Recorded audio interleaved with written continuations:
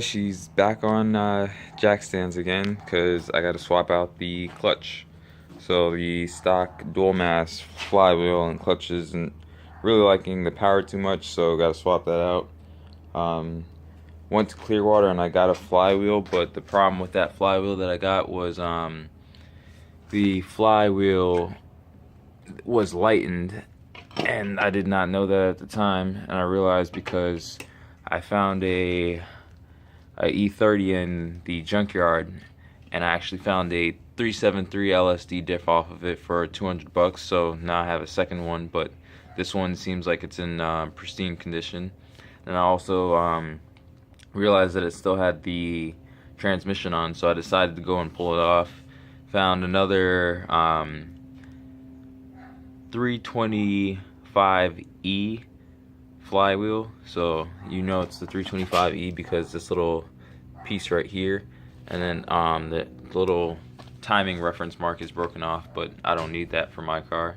So basically I found a like new Sachs clutch, as you guys can see the thickness on it, and the pressure plate also. So I got all of this for 100 bucks. I'm gonna clean off the pressure plate a little bit. What I figured out was they installed the flywheel and pressure plate, and then they got the flywheel resurfaced, but the problem was they did not have the step for the friction surface refaced pretty much. So basically this center circle right here is the friction surface, so that's where the clutch disc sits. Has like a little bit of spacing out, and then this has a slight step up from the outer surface, and it's about 0.010 of an inch. I got them to redo it and get it to 0.012 just to get like a little bit extra just in case. But basically that happened, and what it did was it burned the flywheel and burned the pressure plate just slightly. So what I'm going to do is then install this single mass flywheel on my E30 M42. So I got to drop the transmission, and when I get that out, I will show you guys the whole process and everything. Alright, so quick video of underneath. Basically, I have to pull all these bolts that go around the transmission, pull out the clutch slave cylinder, pull the bolts for the driving shaft, remove the driving shaft bracket, and since I have my 3-inch exhaust on, I have to remove the lower part of the exhaust, and then I will be able to get the transmission out and get the clutch plate and the flywheel, the clutch disc, and everything else out. Alrighty guys, so I got the exhaust removed, got the bottom bolts for the transmission removed, removed the slave cylinder, also removed the bolts for the driving shaft, which is right over here, removed my shifter linkage, need to remove this next shift piece, basically the lever that holds the shifter carrier. Gotta remove this little clip. Okay, big fella, you thought this was gonna be an easy job, big fella, but not today, big fella, because this one clip is gonna take you about 3 hours just to try to remove, because to remove this clip, you have to remove the transmission, but to remove the transmission, you have to remove the clip to remove the shifter carrier to remove the transmission. So, well, you're fucked. That's up here so I can get this out and then make sure everything's clear. Also had to remove the covering that goes above this and then covers up the driving shaft, which is right over there. There's another little cross member that bolts up to right here. There's my exhaust.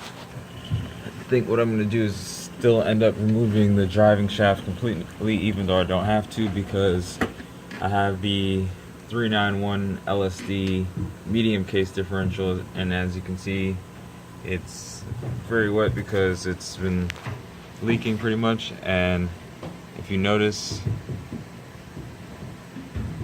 there's quite a bit of play in it before the wheel actually moves. And that's not the driving shaft, so I'm gonna end up removing that. But once I get this carrier out and the rest of the bolts that go from the transmission to the engine and remove the starter, then I will drop the transmission and then show you guys what's inside. Alright, now I'm going to show you guys one of the beautiful things about the G240 transmission.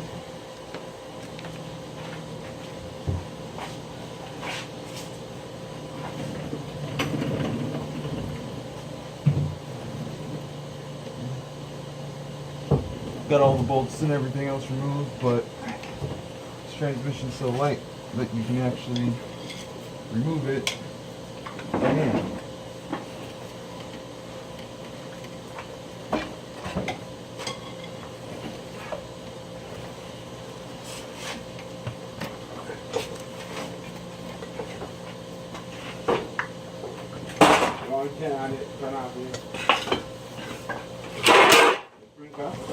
No, it's alright.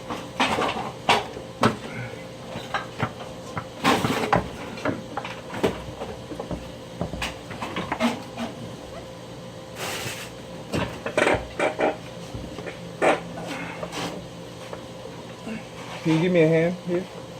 It was at this moment the everything guy knew he fucked up. Up top? Oh, never mind.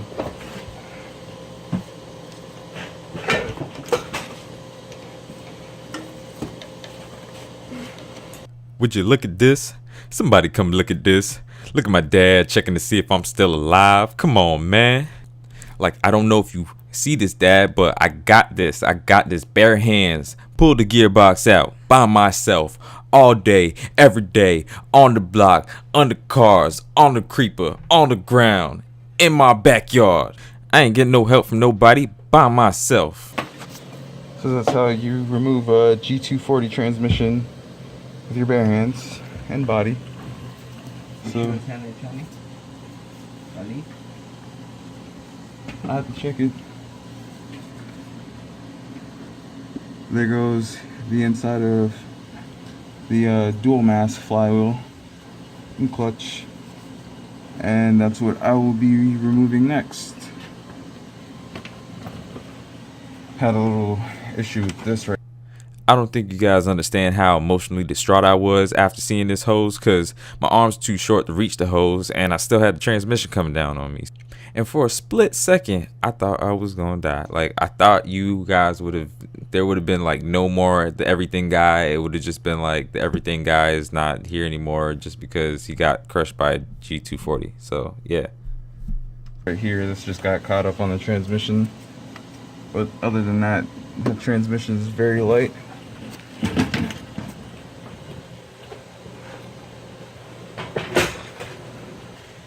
Just underneath, dual mass flywheel and the clutch.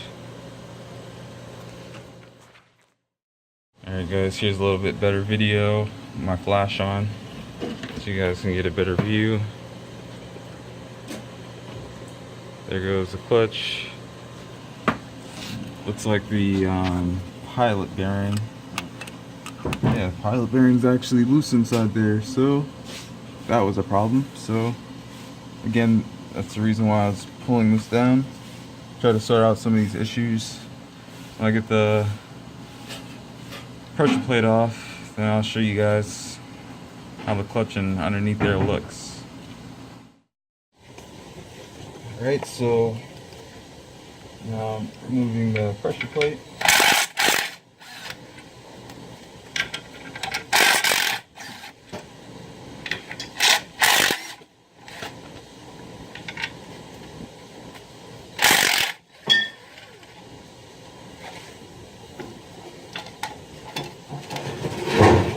Clutch this. You see, the pilot bearing was just sitting inside there. It's definitely worn out.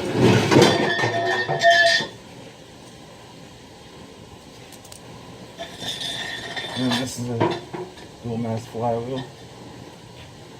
I don't need all that extra play in it, so that's why I'm switching to the single mass. Double check something. Yeah. Okay. Yeah, so I guess pilot bearing wasn't installed correctly, so it jumped out, and that was part of the reason I was getting a rattling noise.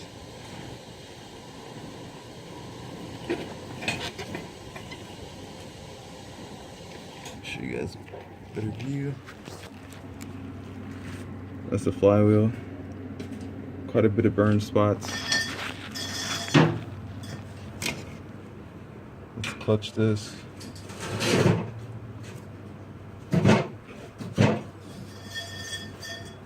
Very tiny compared to the 6-cylinder one. I'll show you guys a comparison once I get out of here. And that's the pressure plate. Doesn't look too bad. More the flywheel is has a lot more burn spots, so that was maybe causing more of the slippage, along with a lot of pretty much grease inside here. So once I get that removed, then I can check out the rear main seal, replace that because I'm down here, and check out what's going on behind the transmission because there's a lot of oil in there. So I might have to change the seal that's behind the clutch fork and the transmission. This is the throwout bearing. Yeah, way too much grease inside here, and that's maybe what was giving me a lot of the issues.